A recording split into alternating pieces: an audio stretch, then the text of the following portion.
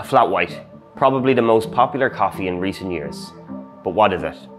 A flat white is a smaller coffee, usually about 6 to 8 ounces, with a double ristretto, so an intense coffee, and lightly textured milk with very little foam. I'm Connor, and this is Coffee Perfection.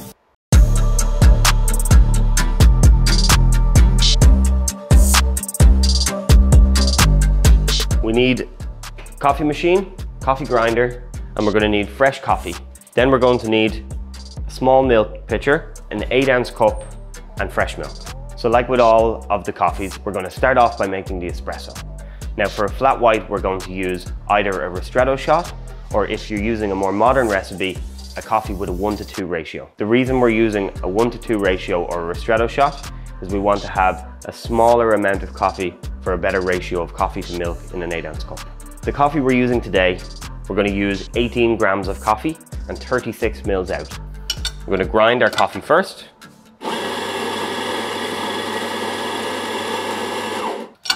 Take out our coffee and distribute. Next, we're going to tamp our coffee, wipe any excess coffee off the ears. Come over to our espresso machine and flush the group head. We're going to lock our portafilter into our group head and we're going to start our shot straight away. On this machine, I've set up a different button for my ristretto shot with less liquid. The milk for a flat white is really important. We need to get really nice textured milk with lots of microfoam. So we're going to start off with a small jug, fresh cold milk, and steam it similar to a latte, but let in a little bit less air.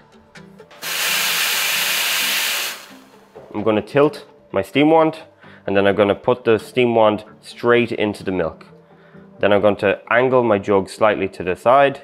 I'm going to gently add air until we get enough texture, and then I'm going to submerge the steam wand further into the milk to cut off the air supply, and then when it gets up to temperature, stop. So now we have our really smooth, silky milk with not too much foam.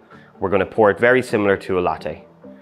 Pour a little bit of milk in from a little bit higher up, and then just as you get 3/4 of the way full, go closer, pour more foam, just a small bit of foam on the top. And we should get a really nice, smooth textured milk with not too much foam. And that's how you make a flat white that has a nice, intense, strong coffee with smooth textured milk that balances really well in the cup.